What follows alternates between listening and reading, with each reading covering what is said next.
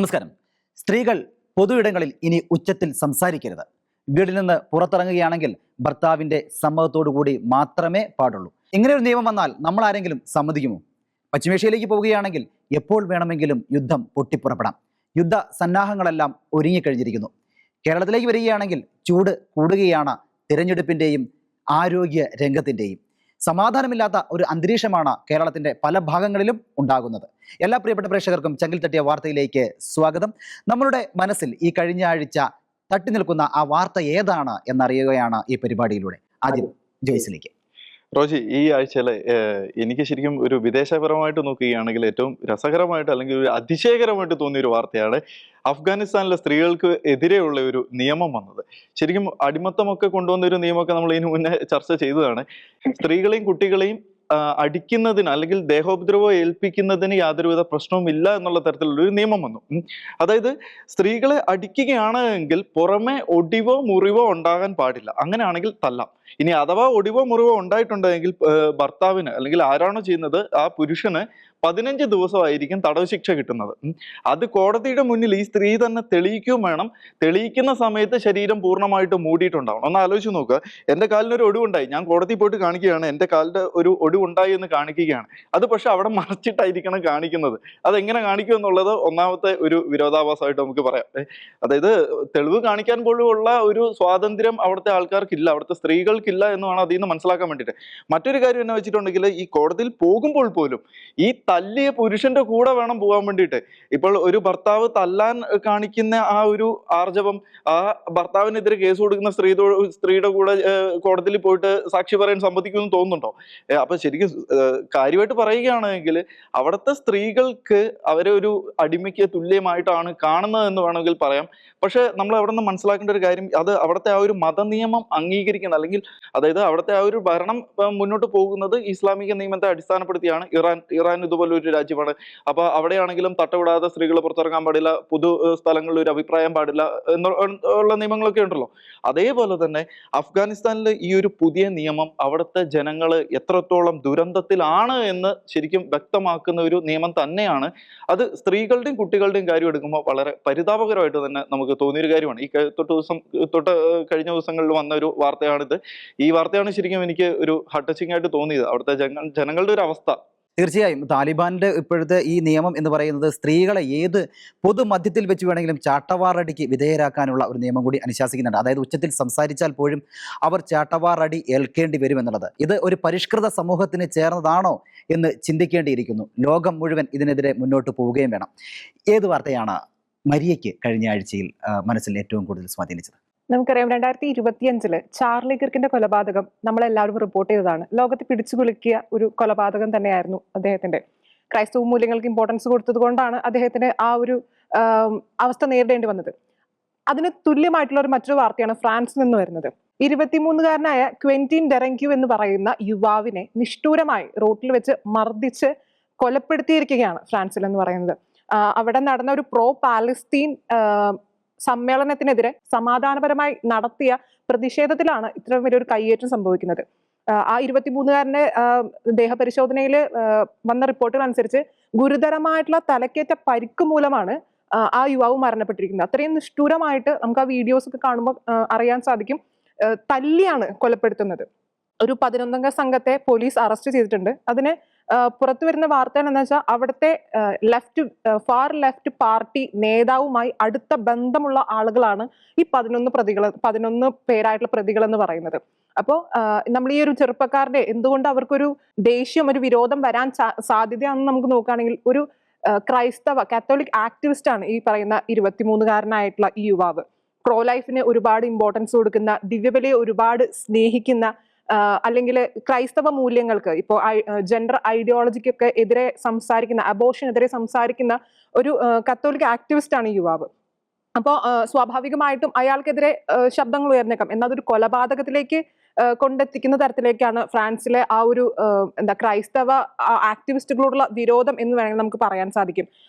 ഇപ്പോൾ പക്ഷെ ഫ്രാൻസിലെ ഒരു പൊളിറ്റിക്കലി ഒരു ഭയങ്കര ഈ ഒരു കൊലപാതകം ഒരു പ്രക്ഷോഭത്തിലേക്ക് എത്തി നിൽക്കുകയാണ്. ഇപ്പോൾ നമ്മൾ ചാർലി കിർക്കിനെ എടുത്ത് നോക്കുകയാണെങ്കിൽ ഒരു ടേണിംഗ് പോയിന്റ് USA എന്ന് പറയുന്ന ആ ഒരു പ്രസ്ഥാനത്തിന്റെ നേതാവായിരുന്നു. ഇപ്പോ ഫ്രാൻസിൽ നടക്കുന്ന ഒരു ടേണിംഗ് പോയിന്റ് പൊളിറ്റിക്കലി ഒരു പ്രതിരോധമാണ് ഇപ്പോൾ ഫ്രാൻസിൽ നടക്കുന്നത്. 2027 എന്താ പറയുക, രാഷ്ട്രീയ തെരഞ്ഞെടുപ്പിനെ ബാധിക്കുന്ന തരത്തിലേക്ക് ആ ഒരു യുവാവിന്റെ കൊലപാതകം എത്തി നിൽക്കുകയാണ് റോജി. ശരിക്കും നമ്മളിപ്പോൾ ഈ ഫ്രാൻസിലെ കാര്യം എടുക്കുകയാണെങ്കിൽ അതിൽ നിന്ന് നമുക്ക് മനസ്സിലാക്കാൻ സാധിക്കുന്നത് ഇപ്പോൾ ലോകം മുഴുവനും ഒരു ക്രൈസ്തവ വിരുദ്ധത ഉയർന്നു വരുന്നതായിട്ട് നമുക്ക് കാണാൻ സാധിക്കും. ഇതിപ്പോൾ ഈ അടുത്ത കാലത്തായിട്ട് നടക്കുന്ന പല രാജ്യങ്ങളായിട്ട് നടക്കുന്ന വാർത്തകളൊക്കെ നമ്മൾ കേൾക്കുമ്പോൾ നമുക്ക് മനസ്സിലാക്കാൻ സാധിക്കുന്നത് ലോകം മുഴുവനും ഒരു ക്രൈസ്തവ വിരുദ്ധത. അത് എന്തുകൊണ്ടാണ് എന്ന് നമുക്ക് ശരിക്കും മനസ്സിലാവുന്നില്ല. ശരിക്കും ഒരു നെഗറ്റീവ് ശക്തിയുടെ ഒരു കടന്നുകയറ്റം അത് ശരിക്കും ഈ തീർച്ചയായിട്ടും ഒരു നമ്മൾ വിഷയത്തിൽ കഴിഞ്ഞ ആഴ്ചകളിലെല്ലാം തന്നെ ഇത് ചർച്ച ചെയ്ത കാര്യങ്ങൾ തന്നെയാണ്. പക്ഷേ വളരെയേറെ മനസ്സിനെ കീറി മുറിക്കുന്ന ഒരു കാര്യം തന്നെയാണ്. അതായത് സമൂഹത്തിന്റെ നന്മയ്ക്ക് വേണ്ടി ഒരാൾ പ്രവർത്തിക്കുക, അയാളെ കൊല്ലുക എന്നുള്ളത് വളരെയേറെ ഹാർട്ട് ടച്ചിങ് ആയിട്ടുള്ള ഒരു വിഷയം തന്നെയാണ് ഇത്. എന്തായിരുന്നു അഞ്ജലിയുടെ മനസ്സിൽ അല്ലെങ്കിൽ ചിന്തയിൽ കഴിഞ്ഞ ആഴ്ച പോയ വാർത്ത? നമുക്ക് ചർച്ച ചെയ്യാൻ പോലും നാണക്കേട് തോന്നുന്ന തരത്തിലുള്ള സംഭവങ്ങളാണ് കഴിഞ്ഞ ആഴ്ച നമ്മുടെ ആരോഗ്യ രംഗത്ത് നിന്നും ഉണ്ടായിട്ടുള്ളത്. തീർച്ചയായിട്ടും നമ്മൾ തന്നെ ഒരുപാട് ആഴ്ചകൾ ചർച്ച ചെയ്തിട്ടുള്ളൊരു വിഷയം തന്നെയാണ് നമ്പർ 1 ആരോഗ്യ രംഗത്ത് നമ്പർ 1 എന്ന് പറയുന്ന കേരളത്തിന് സംഭവിച്ചുകൊണ്ടിരിക്കുന്ന വീഴ്ചകളെ പറ്റിയിട്ട്. ഇതിപ്പോ കഴിഞ്ഞ ദിവസം ശസ്ത്രക്രിയയ്ക്ക് ശേഷം വയറ്റില് കത്രിക മറന്നു വെച്ചിട്ടുള്ള ഒരു ന്യൂസാണ് വന്നിട്ടുണ്ടായിരുന്നത്. ഈ സംഭവത്തില് ഈ ഒരു കാര്യത്തിനെക്കാട്ടും അതിശയിപ്പിക്കുന്നതായിട്ട് തോന്നിയത് അത് ചെയ്ത ഡോക്ടറുടെ വാക്കുകളാണ്. ആ ഡോക്ടർ വളരെ നിസ്സാരമായിട്ട് പറയാണ്, വയറ്റില് കത്രികയും പഞ്ഞിയൊന്നും വെച്ചാലും വലിയ കുഴപ്പമൊന്നുമില്ലാന്ന്. നമ്മൾ ഈ കാർട്ടൂണിലൊക്കെ തമാശയായിട്ട് കാണിക്കുന്ന പോലത്തെ ഒരു സംഭവമാണ് ഡോക്ടറുടെ, ഒരു ജീവന്റെ സംരക്ഷകയായിട്ടുള്ള ഒരു ഡോക്ടറുടെ വായിൽ നിന്നും വന്നത്. ഈ സംഭവത്തില് ആരോഗ്യമന്ത്രിയുടെ പ്രതികരണം ഇങ്ങനെയായിരുന്നു: പെട്ടെന്ന് തന്നെ റിപ്പോർട്ട് ചോദിച്ചു, നടപടികൾ എടുത്തിട്ടുണ്ട് എന്നൊക്കെ പറയുന്നുണ്ട്. പക്ഷെ നമ്മൾ 2022 തൊട്ട് നോക്കുകയാണെങ്കിൽ 2022 1 2 കേസുകളായിരുന്നെങ്കിൽ 2023 അത് 3 4 ആവാനായിട്ട് തുടങ്ങിയിട്ടുണ്ട്. ഇന്ന് 2026 വന്ന് നിൽക്കുമ്പോൾ എല്ലാ ആഴ്ചയും 2 3 എന്നുള്ള കണക്കിലേക്ക് ഓരോ ദിവസവും ആരോഗ്യരംഗത്ത് ഉണ്ടാകുന്ന വീഴ്ചകൾ കൂടിക്കൊണ്ടിരിക്കുകയാണ്. പക്ഷെ ഇതിനൊന്നും നടപടി എടുത്തു എന്ന് പറയുമ്പോഴും റിപ്പോർട്ട് കിട്ടി എന്ന് പറയുമ്പോഴും അതിനൊരു നമുക്ക് കാണാനായിട്ട് പറ്റുന്നില്ല. എന്ത് നടപടിയാണ് എടുത്തതെന്നുള്ളത് ഇപ്പോഴും വ്യക്തമായിട്ടില്ല. തീർച്ചയായിട്ടും ഇതിനകത്ത് നമുക്ക് വ്യക്തമാകുന്ന ഒരു നടപടി എന്ന് പറയുന്നത് ഹർഷീന കഴിഞ്ഞ ദിവസവും കൂടി മെഡിക്കൽ കോളേജിന് മുന്നിൽ നിരാഹാരമുണ്ടായിരുന്നു എന്നുള്ളതാണ് കാണാൻ കഴിയുന്നത്. ശരിക്കും ഇതിൽ മറ്റൊരു കാര്യം ആലോചിക്കേണ്ടത്, ഒരു പ്രശ്നം സമൂഹത്തിൽ ഒരു പ്രശ്നം വരികയാണ് അല്ലെങ്കിൽ ഒരു ഡിപ്പാർട്ട്മെന്റിൽ ഒരു പ്രശ്നം വരികയാണെങ്കിൽ അത് അവിടെ കൊണ്ട് അവസാനിപ്പിക്കാൻ ആ ഒരു പ്രശ്നം തന്നെ വരാൻ പാടില്ല. അതാണ് ഇതിന്റെ യാഥാർത്ഥ്യം. അത് വന്നു കഴിഞ്ഞാൽ അത് എന്തെങ്കിലും കാരണവശാൽ സംഭവിച്ചു കഴിഞ്ഞാൽ ഇനി അത് ആവർത്തിക്കാതിരിക്കാനുള്ള നടപടികൾ സ്വീകരിക്കേണ്ടതായിരുന്നു. ഇപ്പൊ അഞ്ജലി പറഞ്ഞ പോലെ ഇത്രയും നാളായിട്ട് പഞ്ഞി വെക്കുന്നു, കത്രിക വെക്കുന്നു, കത്രികേനെ ഇപ്പൊ 2 വട്ടം ആയിരുന്നു അല്ലേ. അപ്പൊ അതുപോലെ തുടർച്ചയായിട്ടുള്ള വിഷയങ്ങൾ വരുമ്പോഴും നമ്മൾ എന്നും പറയുന്ന ഒരു വിഷയമാണ് കേരളം നമ്പർ 1 ആണെന്ന്. അത് പക്ഷെ ആ ഒരു നമ്പർ 1ന്റെ നെറുകുന്തലക്ക് അടിക്കുന്ന തരത്തിലുള്ള വാർത്തകളാണ് ദിവസവും പുറത്തു വരുന്നത് എന്നുള്ള കാര്യമാണ് ഒരു യാഥാർത്ഥ്യം വരുന്നത്. തീർച്ചയായിട്ടും ആരോഗ്യരംഗം ഓരോ ദിവസവും എങ്ങോട്ടാണ് പോകുന്നത് എന്ന ചിന്ത തന്നെയാണ് നമുക്ക് വേണ്ടത്. അഞ്ജലി പറഞ്ഞതുപോലെ തന്നെ കഴിഞ്ഞ ദിവസങ്ങളിലെല്ലാം മനസാക്ഷിയെ കീറി മുറിക്കുന്ന തരത്തിലുള്ള വാർത്തകൾ തന്നെയാണ് ആരോഗ്യ രംഗത്ത് നിന്നും വന്നത്. മന്ത്രി ആ നടപടികൾ സ്വീകരിച്ചു എന്ന് പറയുമ്പോഴും അതിന് ഇരയാകുന്ന ആളുകളുടെ വേദന അത് കണ്ടില്ല എന്ന് നടിക്കാൻ നമ്മളെ കൊണ്ട് കഴിയില്ല. മനസാക്ഷിയുള്ള ഒരാൾക്ക് പോലും കഴിയില്ല എന്നുള്ളത് തന്നെയാണ് വസ്തുത. കഴിഞ്ഞ ആഴ്ച എൻ്റെ മനസ്സിൽ ഏറ്റവും കൂടുതൽ തട്ടിയ ഒരു വാർത്ത എന്ന് പറയുന്നത് 9 മാസം പ്രായം മാത്രമുള്ള ആലിൻ ഷെറിൻ എബ്രഹാമാണ്. ഈ നമ്മുടെ സംസ്ഥാനത്തെ ഏറ്റവും പ്രായം കുറഞ്ഞ അവയവ ദാതാവായി മാറുകയായിരുന്നു ആ 9 മാസം മാത്രം പ്രായമുള്ള ഒരു കുഞ്ഞ്. ആ കുഞ്ഞിൻ്റെ മുത്തച്ഛൻ പറഞ്ഞ ഒരു വാക്കാണ് ഏറ്റവും കൂടുതൽ എന്നെ സ്വാധീനിച്ചത്. അവർ പറയുകയാണ്, എനിക്ക് എൻ്റെ പ്രിയപ്പെട്ട കുഞ്ഞിനെ നഷ്ടപ്പെട്ടുവെങ്കിലും മറ്റ് 4 മാലാഖ കുഞ്ഞുങ്ങളെയാണ് എനിക്ക് കിട്ടിയത് എന്ന്. എത്രത്തോളം സങ്കടം ഉള്ളിൽ ഉണ്ടായപ്പോഴും അവർ എടുത്ത തീരുമാനം, ആലിൻ ഷെറിൻ്റെ അച്ഛനായ അരുണും അതുപോലെ ഭാര്യ ഷെറിനും എടുത്ത ഈ തീരുമാനം എന്ന് പറയുന്നത് നമ്മുടെ കേരളത്തിൻ്റെ മനസാക്ഷിയെ ഒന്നടങ്കം ആഹ്ലാദിപ്പിക്കുകയും അതുപോലെ തന്നെ ദുഃഖത്തിലേക്ക് ആഴ്ത്തുകയും ചെയ്യുന്ന ഒന്ന് തന്നെയായി മാറുകയാണ് എന്ന് വേണം പറയാൻ. കാരണം പലപ്പോഴും പല ജീവനുകളും നമ്മളുടെ മുന്നിൽ കിടന്ന് പിടഞ്ഞു വീഴുമ്പോഴും നമ്മൾ പലപ്പോഴും ശ്രദ്ധിക്കാതെ ഒന്ന് തിരിഞ്ഞു പോലും നോക്കാതെ പോകുന്ന ആളുകളാണ് നമ്മളിൽ പല ആളുകളും. പക്ഷേ ഈ കുഞ്ഞിൻ്റെ ജീവൻ നഷ്ടപ്പെട്ട് കഴിഞ്ഞപ്പോൾ അതിലൂടെ മറ്റ് 4 പേർക്ക് കൂടി ജീവനുണ്ടാകാം എന്ന ആ ചിന്ത തോന്നിച്ച ദൈവികമായ ഒരു നിമിഷം അതിനെ ഒരിക്കലും കാണാതെ പോകാൻ നമുക്ക് കഴിയില്ല എന്നുള്ളതാണ് വാസ്തവം. എനിക്ക് തോന്നുന്നു മരിയയ്ക്കും അതങ്ങനെ തോന്നിയെന്ന്. അതെ റോജി, ഇപ്പോ നമുക്ക് നമ്മുടെ കുടുംബത്തിൽ ഒരു കുഞ്ഞ് നഷ്ടപ്പെടുക എന്ന് പറഞ്ഞാൽ നമുക്കത് ഏറ്റവും വേദനപ്പെടുത്തുന്ന ഒരു കാര്യമാണ്. പക്ഷെ ആ വേദനയിലും മറ്റുള്ളവരെ വേദന കൂടെ പരിഗണിക്കാനായിട്ട് ആ കുടുംബം കാണിച്ച മനസ്സിനെയാണ് നമ്മൾ ഇവിടെ ഏറ്റവും കൂടുതൽ അപ്രീഷിയേറ്റ് ചെയ്യേണ്ടത്. കാരണം എനിക്കോ കുഞ്ഞ് നഷ്ടപ്പെട്ടു, എന്നാൽ ഇതുപോലെ വേദന അനുഭവിക്കുന്ന മറ്റു കുടുംബങ്ങൾക്ക് എന്റെ കുഞ്ഞിലൂടെ ഒരു തണലാകാൻ സാധിക്കും, ഒരു ആശ്വാസമാകാൻ സാധിക്കുമെന്ന് ആ സമയത്ത് അവർ ചിന്തിക്കാനായിട്ട് കാണിച്ച ആ ഒരു സുമനസ്സുകളെ നമുക്ക് ഒരിക്കലും മറക്കാൻ കഴിയില്ല. അതുപോലെ ആ അവയവങ്ങൾ സ്വീകരിച്ച 4 കുഞ്ഞുങ്ങൾക്കും അവർക്ക് ഒരിക്കലും ഈ 9 മാസ പ്രായക്കാരനായിട്ടുള്ള ആ കുഞ്ഞിനെ ഒരിക്കലും മറക്കാൻ സാധിക്കില്ല. കേരളവും ഒരിക്കലും മറക്കില്ല. റോജി, ഇപ്പം നമ്മൾ ഈ പറഞ്ഞ വാർത്തകളെല്ലാം എടുക്കുകയാണെങ്കിൽ നമുക്ക് അതിൽ നിന്ന് മനസ്സിലാകുന്നത് അതായത് ഒരു വശത്ത് നന്മയുടെ വാതിലുകൾ നിൽക്കുമ്പോൾ മറുവശത്ത് എങ്ങനെ ഒരു മനുഷ്യനെ നശിപ്പിക്കാം, അല്ലെങ്കിൽ എങ്ങനെ ഒരു മനുഷ്യന്റെ ജീവിതം തന്നെ തകർത്ത് കളയാം എന്നുള്ള വാർത്തകളാണ് ലോകം മുഴുവനും ദിവസവും വരുന്ന വാർത്തകൾ. നമ്മൾ എടുക്കുകയാണെങ്കിൽ ലോകം മുഴുവനും നടക്കുന്ന സംഭവങ്ങൾ നോക്കുകയാണെങ്കിൽ നമുക്ക് മനസ്സിലാക്കാൻ സാധിക്കുന്നത്, ഇപ്പം ഞാൻ ആദ്യം പറഞ്ഞ അഫ്ഗാനിസ്ഥാനിലെ വിഷയമായാലും ഫ്രാൻസിലെ വിഷയമായാലും ശരി, നമുക്ക് ഒരു ലോകത്തിന്റെ ഒരു നെഗറ്റീവ് സൈഡ് നമുക്കതിൽ ശരിക്കും വ്യക്തമായിട്ട് മനസ്സിലാവും. കേരളത്തിലെ ആരോഗ്യ രംഗത്തേക്ക് വരികയാണ് െങ്കിൽ അവകാശവാദങ്ങൾക്കപ്പുറത്തും അവകാശവാദങ്ങളിൽ മാത്രം നിലനിൽക്കുന്ന അല്ല ഒരു സംവിധാനം, അതിനപ്പുറത്തും മറ്റ് പലതും ഉണ്ട് എന്ന് തെളിയിക്കുന്ന ഒരു വാർത്തയാണ് ഇപ്പൊ അഞ്ജലി പറഞ്ഞത്.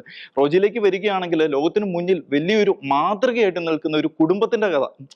നമുക്കിപ്പം കേരളത്തിന് മാത്രമല്ല, ശരിക്കും ഈ കുട്ടിയുടെ കാര്യം പറയുകയാണെങ്കിൽ ലോകം മുഴുവനും ശ്രദ്ധിക്കപ്പെടേണ്ട, അല്ലെങ്കിൽ ലോകം മുഴുവനും ശ്രദ്ധിച്ചുകൊണ്ടിരിക്കുന്ന ഒരു വിഷയം തന്നെയാണ്. പക്ഷെ റോജി പറഞ്ഞ ഒരു വിഷയത്തിൽ എനിക്ക് ചെറിയൊരു കാര്യം കൂടെ കൂട്ടിച്ചേർക്കാനുണ്ട്. അതായത് സോഷ്യൽ മീഡിയ ഈ കുടുംബം അത്രയും വലിയൊരു നന്മ ചെയ്തപ്പോഴും ആ കുട്ടിയുടെ ഒരു ജീവിതം അവിടെ അവസാനിക്കുകയാണ് എങ്കിൽ അത് മറ്റ് 4 കുടുംബങ്ങൾക്കും കൂടി ഒരു തണലാവട്ടെ എന്നോർത്ത് അവർ ചെയ്ത ആ ഒരു വിഷയത്തെ സോഷ്യൽ മീഡിയയിൽ വളരെയധികം വളച്ചൊടിക്കുന്ന തരത്തിലുള്ള കമന്റുകളും വിമർശനങ്ങളും കാര്യങ്ങളൊക്കെ, അവർ കരഞ്ഞില്ല എന്നുള്ള രീതിയിലൊക്കെ കുറെ വിമർശനങ്ങളൊക്കെ വന്നു. ശരിക്കും ഒരു അച്ഛനും അമ്മയും കരയുന്നതാണോ അതോ അവർ ചെയ്ത ആ ഒരു നന്മയ്ക്കാണ് അവിടെ സ്ഥാനമെന്ന് നമുക്ക് തോന്നിപ്പോകുന്ന പോലത്തെ ഒരു സംഭവമാണ് നമ്മൾ ഈ കഴിഞ്ഞ ദിവസങ്ങളിലൊക്കെ കണ്ടത്. ജോയ്സ് പറഞ്ഞതുപോലെ തന്നെ നന്മയുടെ പ്രകാശം ഒരു ഭാഗത്ത് ഇങ്ങനെ വീശിയടിക്കുമ്പോൾ ചില ഭാഗങ്ങളിലെല്ലാം കറുത്ത പുകച്ചുരുളുകൾ ഉയരുന്നുമുണ്ട്. നമ്മളുടെ മനസ്സിൽ പലപ്പോഴും നന്മ ചെയ്യണം എന്നൊക്കെ ഒരുപാട് ആഗ്രഹങ്ങളുണ്ട്.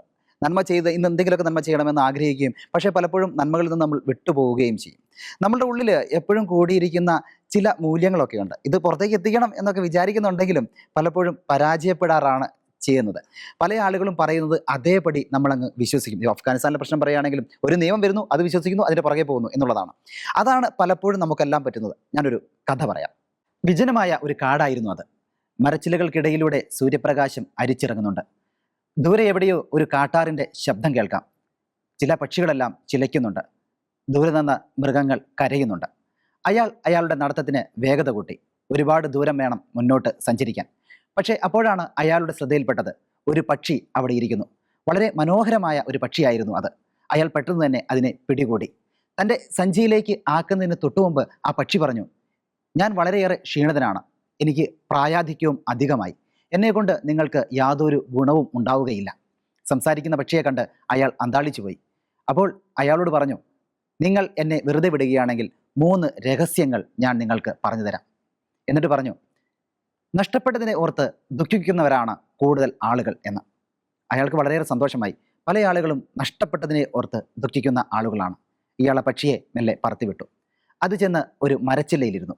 എന്നിട്ട് പറഞ്ഞു, സാമാന്യബോധത്തിന് നിരക്കാത്തതൊന്നും വിശ്വസിക്കരുത് എന്ന്. അയാൾ വീണ്ടും അന്തിച്ചുപോയി. എന്താണ് ഈ പക്ഷി ഇങ്ങനെ പറഞ്ഞത്? എന്നിട്ട് പക്ഷി കൂട്ടിച്ചേർത്തു, എന്നെ നിങ്ങൾ വിട്ടത് വളരെയേറെ മണ്ടത്തരമായി പോയി. കാരണം എൻ്റെ ഉള്ളിൽ വിലപിടിപ്പുള്ള 2 രത്നങ്ങളുണ്ട് എന്ന്. അയാൾ ആകെ സ്തബ്ധനായിപ്പോയി. പക്ഷിയോട് പറഞ്ഞു, എങ്കിൽ ഒരു കാര്യം ചെയ്യൂ, നിങ്ങൾ ആ 3ാമത്തെ രഹസ്യം കൂടി എന്നോട് പറയൂ. അയാൾ ആകെ സ്തബ്ധനായിപ്പോയി. അയാൾ പക്ഷിയോട് പറഞ്ഞു, നീ ആ 3ാമത്തെ രഹസ്യം കൂടി എന്നോട് പറയൂ എന്ന്.